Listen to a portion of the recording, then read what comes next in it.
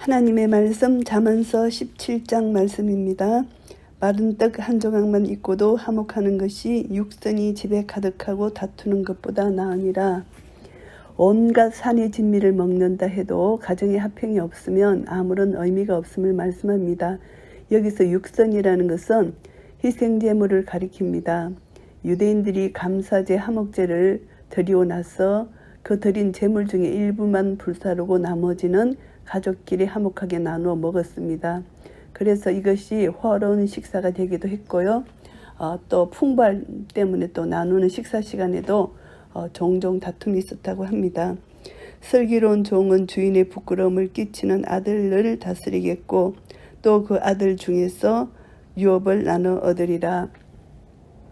슬기로운 종, 이스라엘 사회에서 부모의 권위를 없선 여기는 패역한 아들은 하나님의 신성한 창조이계를 파괴하는 자로 간주되어서 공개적인 처형을 당할 정도입니다. 그런데 비록 종의 신분이 있는 자라 해도 지혜롭고 능력 있는 아들들과 마찬가지로 유산을 물려받을 수 있습니다. 이것은 슬기로운 종과 지혜, 도움이 되지 않는 아들, 이것을 비교하면서 지혜의 중요성을 여기서 강조하는 것입니다. 도가니는 언을, 풀무는 금을 연단하거니와 여호와는 마음을 연단하시느니라. 도가니와 풀무가 강석을 녹여서 순수한 은과 금을 분리하여 내듯이 여호와께서는 고난이나 질병과 같은 시련을 통해서 우리 마음과 생각과 동기를 시험하십니다. 그리고 사람들을 정결케 하시고 하나님이 원하시는 깨끗한 그릇으로 만드신다는 것입니다. 악을 행하는 자는 계산 입술을 잘 듣고 거짓말을 하는 자는 악한 혀의 귀를 기울이느니라. 악을 행하는 자, 거짓말하는 자와 똑같죠. 악한 험담을 즐겨 들을 뿐만이 아니라 그것을 쉽게 다른 사람에게 전달해서 다른 사람, 공동체 전체의 인간관계를 파괴하는 자입니다. 이들은 본성적으로 악을 좋아하며 즐기기까지 하는 자들인 것이죠. 가난한 자를 조롱하는 자는 이를 지으신 주를 멸시하는 자요, 사람의 재앙을 기뻐하는 자는 형벌을 면치 못할 자니라. 가난한 자, 모든 사람이 하나님이 지으셨잖아요. 하나님은 빈부귀천을 막론하고 모든 인생을 창조하셨고 주관하시기 때문에 하나님의 피조물을 대하는 태도는 바로 하나님을 대하는 태도로 간주해 본다면은 가난한 자를 멸시하는 행위는 곧 그를 지으시고 이끌어 가시는 하나님을 멸시하는 행위다. 그렇게 생각하신다는 거죠. 그래서 다른 사람, 가난한 사람, 어떤 사람이든 긍휼히 여기는 것은 곧 하나님을 존귀히 여기는 자라는 것입니다. 그것을 말씀하는 것입니다. 그래서 사람의 재앙을 기뻐하는 자는 형벌을 면치 못한다. 이것은 다른 사람의 가난, 멸시당함을 긍휼히 여기지 않고 도리어 즐기는 자들에게는 그들이 행한 바 똑같이 하나님께서 긍휼을 베풀지 아니하시며 정죄하실 것이라는 말씀이고요. 손자는 노인의 면류관이요 아비는 자식의 영안이라. 손자, 여기서 손자는 아들들의 아들들, 후손이죠. 그리고 노인은 조상들을 가리킵니다. 그래서 자손들은 그 가문의 왕성함과 지속성을 나타내는 증거가 되고요. 조상들의 기쁨과 영광이 되는 것입니다. 그래서 부모를 비롯한 조상들은 자손들의 지위와 영광을 보장하며 강화시켜 주는 것이고요. 특히 이제 혈통과 가계를 중요시하는 이스라엘 사회에서는 선조로부터 후손에게 이어지는 연대의식이 매우 큰 의미를 지닌 것으로 인식하고 있습니다. 분애의 말을 하는 것도 미련한 자에게 합당치 아니하거든 하물며 거짓말을 하는 것이 존귀한 자에게 합당하겠느냐. 분애의 말은 거짓말, 주제넘는 말을 의미합니다.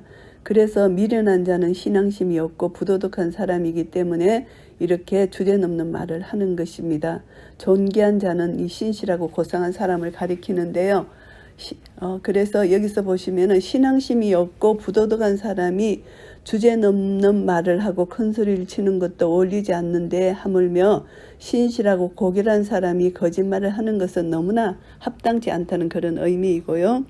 뇌물은 임자의 보기에 보석 같은 즉 어디로 향하든지 형통케 하느니라. 뇌물은 보석 같다는 것입니다.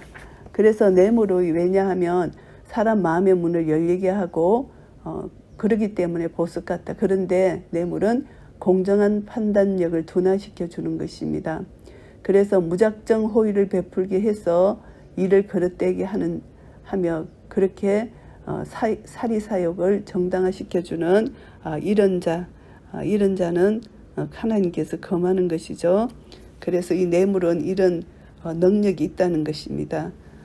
그래서 사람의 마음을 움직이는 능력이 있다. 뇌물이 허물을 덮어주는 자는 사랑을 구하는 자요 그것을 거듭 말하는 자는 친한 것을 이간하는 자니라.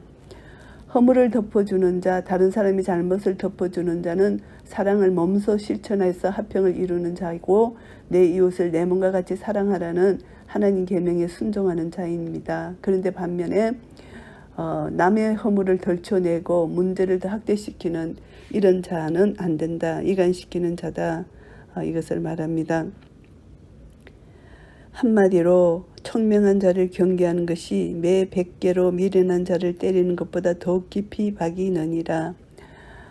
지혜로운 자는 한마디에 합당한 책망으로도 겸손하여지고 그 책망으로 인하여 돌이킬 수 있는데 미련한 자는 자신의 지식과 처신을 합리화시켜서 도리어 만족스러워하고 다른 사람의 지적에 대해서 전혀 인식하지 않고 매를 맞아도 돌이키지 않는 이런 강박한 마음이라는 거죠.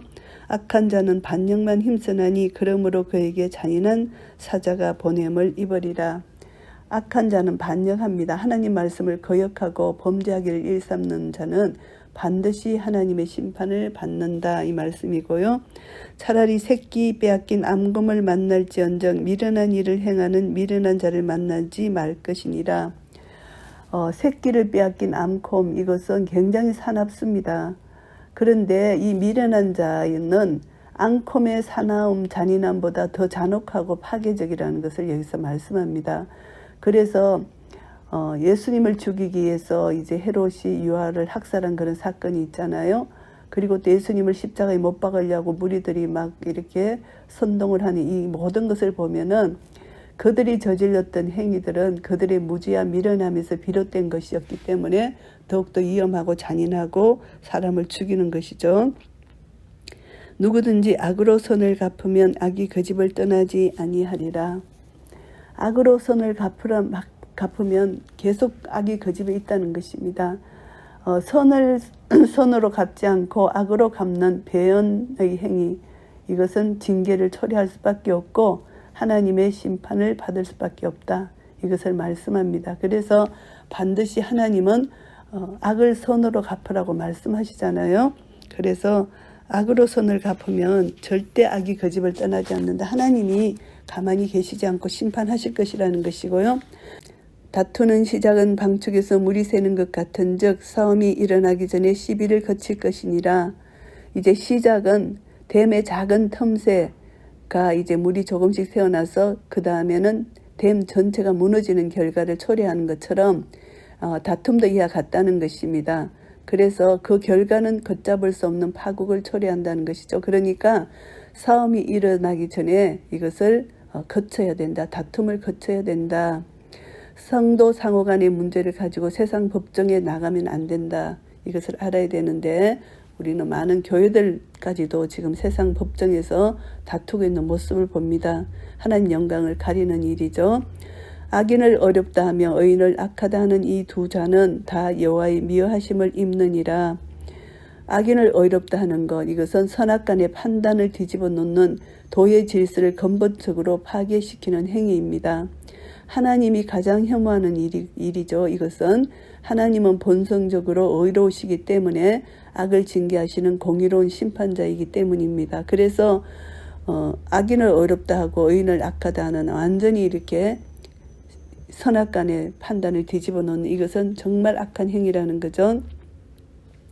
미련한 자는 무지하거늘 손의 값을 가지고 지혜를 살해하면 어찌 민고. 미련한 자는 무지하다는 것입니다. 이것은 이들의 마음이 돌이키지 않고 돈으로 지혜를 얻으려는 것을 여기서 말씀합니다. 미련한 자는 부단한 지적 노력에서 지혜를 얻으려 하지 않습니다. 마음을 열고 지혜를 배우려고도 하지 않고 도리어 돈을 가지고 지혜를 흥정하려 한다는 것 이것은 잘못된 것이다 이렇게 말씀하고요. 친구는 사랑이 끊이지 아니하고 형제는 위급한 때까지 이하여 낳느니라. 여기서 친구와 형제를 같은 의미로 봅니다. 진정한 친구 형제 관계가 같고 어려움을 당할 때에 사랑이 끊이지 않고 큰 도움이 된다는 것이고요. 지혜 없는 자는 남의 손을 잡고 그 이웃 앞에서 보증이 되느니라. 어리석은 자는 다른 사람이 대부받는 것을 섣불리 보증을 서는 것을 여기서 말씀하는데, 보증 서는 행위 자체가 무작정 금하는 것은 아니고 보증 행위가 그만큼 중요한 책임을 수반하기 때문에 보증 서려고 하는 자는 피보증인의 신용도 자신의 채무이행 능력 등을 충분히 고려하는 신중한 자세로 임하라는 그런 말씀이고요. 다툼을 좋아하는 자는 잿가를 좋아하는 자요 자기 문을 높이는 자는 파괴를 구하는 자니라. 다툼을 좋아하는 자는 죄를 더 짓는다는 것입니다. 그 죄를 좋아한다는 것입니다. 그리고 자기 문을 높이는 자, 교만한 자죠. 결국은 교만한 자는 파면의 길에 들어선다는 것을 말씀하고요. 마음이 사특한 자는 복을 얻지 못하고 혀가 패역한 자는 재앙에 빠지느니라. 마음이 사특한 자, 사악하고 그릇된 마음을 소유한 자입니다. 도덕적으로 왜곡된 자이죠. 이런 자는 복을 얻지 못한다는 것입니다. 혀가 패역한 자, 이들은 불의와 거짓으로 가득한 마음에서 비롯되는 악한 말들을 멋대로 쏟아냄으로써 상대방을 속이고 해치는 자를 말합니다. 그래서 생각과 말이 사악한 이들은 삶 속에서 복을 얻지 못할 뿐만이 아니고 위급한 재난을 당하게 된다. 이것을 말씀하고요. 미련한 자를 낳는 자는 근심을 당하나니 미련한 자의 아비는 낙이 없느니라. 자식이 참 중요합니다. 자식이 부모의 영광이 되는데요. 미련한 자식을 통해서 부모가 얼마나 고통을 당하는지 자식들은 잘 모르는 것이죠. 그래서 미련한 자들은 자신을 과신한 아비의 충고, 징계를 받아들이지 않고 계속적으로 어리석은 행동을 함으로써 아비의 근심이 된다는 그런 말씀이고요. 마음의 즐거움은 양약이라도 심령의 근심은 뼈로 마르게 하느니라. 즐거운 마음이 좋은 치유가 됩니다. 육체적 건강을 정진시키고 유지하게 되는 것이죠. 예수님께서는 세상이 주는 것과는 근본적으로 다른 온전하고도 영속적인 평안을 우리 성도들에게 약속해 주셨습니다. 그래서 오늘 이 말씀을 보시면은 이 뼈라는 것은 몸을 상징하는 것입니다. 윤택한 뼈는 건강한 몸을 가리키고요. 마른 뼈는 건강하지 못합니다. 생명력이 없는 것을 가리키는 것이죠. 그래서 마음이 즐거움이 온 몸을 더 이렇게 건강하게 한다는 것, 그 말씀이고요. 악인은 사람의 품에서 뇌물을 받고 재판을 굽게 하느니라. 엄밀하게 뇌물을 전해주는 이 모습, 악인의 모습입니다. 사람의 품에서 이렇게 한다는 거. 그래서 이제 공의로워야 할 재판정에서 뇌물로 인해서 판결이 불공정하게 내려지는 일은 하나님이 가장 싫어하시고 혐오하시는 것 중에 하나다. 이것을 우리가 알아야 된다는 것이고요. 지혜는 명철한 자의 앞에 있거늘 미련한 자는 눈을 땅 끝에 두느니라. 지혜는 명철한 자의 앞에 있다는 것입니다. 명철한 자가 그 시선을 가까이 있는 자에게 항상 고정시키고 있다. 그것을 앞에 있다는 것이죠. 그래서 미련한 자의 시선은 분명한 목적을 가지고 지혜에 초점을 맞추는 것이 아니라 어떤 것에도 자신의 관심을 집중시키지 않고 사방을 헤매고 다닌다. 이것을 말씀합니다. 그래서 명철한 자는 그 시선을 가까이에 있는 지혜에 항상 고정시킨다. 그래서 항상 지혜롭게 행한다. 이것을 말씀하고요. 미련한 아들은 그 아비의 근심이 되고 그 어미의 고통이 되느니라. 어리석은 아들은 자기 자신을 과신하고 자신이 가장 현명하고 지혜로운 줄 착각해서 부모의 훈계를 무시한 채 제멋대로 행동함으로써 부모에게 근심을 끼치게 된다. 이것을 말씀하고요. 의인을 벌하는 것과 기인을 정직하다고 때리는 것이 선치 못하니라. 이것을 보면은 의인을 벌하는 것, 의인은 도덕적으로 인격이 출중한 기인과 의인은 같은 말로 여기서 쓰여지는데요. 무죄한 자, 인격이 훌륭한 기인을 벌하는 것은 사회기관과 도덕성을 흐트러지는 일이 되는 것이고, 하나님의 공의에 도전하는 일로서 이것은 엄중한 심판을 받게 된다는 것이죠. 그래서 악인들은 이렇게 거짓 누명을 씌워서 의인과 기인을 이렇게 때리고 선치 못한다. 이렇게 거짓 재판을 하는 것이죠. 거짓 판결을 내린다는 것이죠. 말을 아끼는 자는 지식이 있고 성품이 안전한 자는 명철하니라. 자제력이 있고 조용하고 침착한 것, 이것이 성품이 안전한 자입니다. 그래서 이런 자는 명철하다. 감정에 치우치지 않고 급하게 대답하지 않고 먼저 생각한 후에 말을 하는 것, 이런 자는 지식이 있고 성품이 안전한 자라는 것이고요. 미련한 자라도 잠잠하면 지혜로운 자로 여기우고 그 입술을 닫히면 슬기로운 자로 여기우니라. 침묵이 지혜로움의 한 증거가 된다는 것을 나타냅니다. 미련한 자라 할지라도 차라리 침묵하면은 자신의 무지나 어리석음을 드러내지 않기 때문에 그는 지혜로운 자로 여김을 받을 수 있다는 것입니다. 그래서 여기우고, 이것은 미련한 자가 침묵을 지킴으로 실제로 지혜로운 자가 되는 것은 아니나 그의 어리석음을 감출 수 있다는 것을 여기서 말씀하는 것입니다. 잠언 17장 말씀을 정리하겠습니다.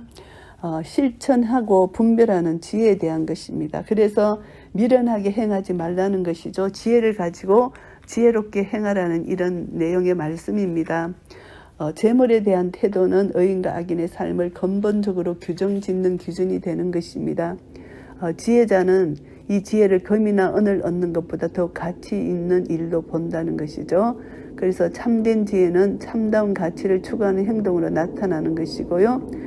재물에 대한 집착, 탐욕을 버리고 오직 가족과 화목한 생활을 하는 것이 지혜로운 태도라는 것을 말씀하는 것이고요. 인간의 내적 동기는 외부적인 삶에 결정적 영향력을 행사한다고 말씀합니다.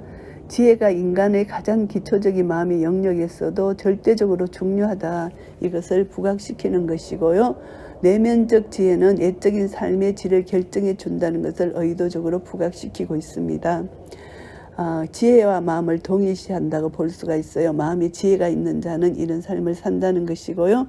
참된 지혜는 이웃과의 관계에서 분명히 나타난다는 것입니다.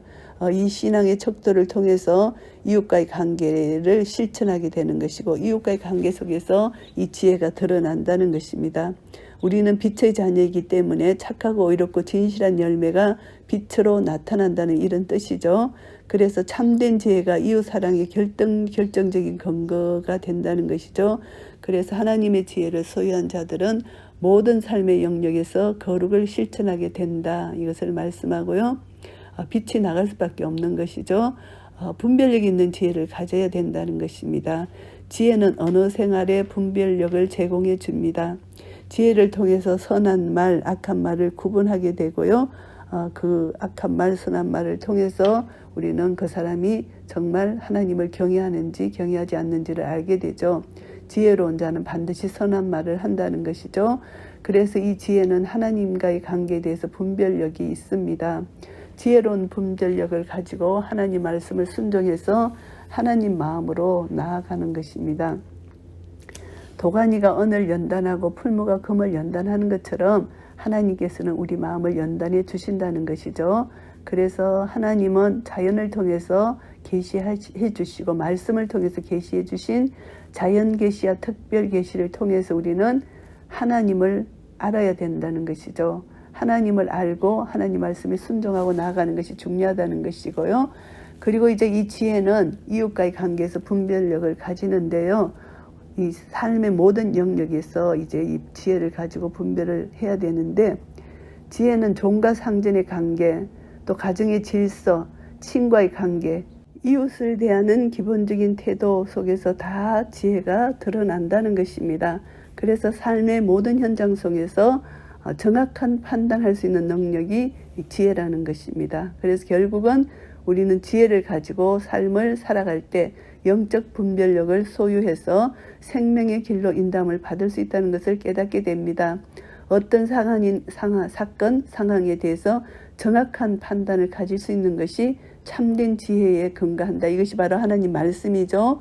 그래서 참된 지혜는 하나님의 말씀, 하나님과의 관계에서 비롯된 것이기 때문에 우리 모든 성도들은 하나님을 경외함으로 얻어지는 지혜를 통해서 모든 사람들에게 선한 유익을 전달하는 생활을 영위해야 되고, 하나님과 나의 관계가 날마다 더 깊어져서 하나님 사랑 넓이 길이 높이 깊이를 점점 깨달아 해서 알아서 예수 그리스도 충만해야 됩니다. 예수 그리스도가 바로 말씀이죠. 말씀이 육신이 되어 우리 가운데 거하시는 예수님 말씀으로 충만해져서 예수님으로 뿌리를 받고 세움을 입어서 믿음에 굳게 서면 감사함이 넘치는 삶을 살게 되고, 우리 마음이 연단을 받아서 모든 속에서 자족하는 마음을 가지고 하나님을 사랑하고 이웃을 사랑하고 이웃의 허물을 덮어주고 이웃에게 악을 서도록 갚을 수 있는 그런 복음의 능력이 우리 속에 나타날 것입니다. 이런 은혜가 우리 모두에게 있으시기를 예수 그리스도의 이름으로 축복합니다. 아멘.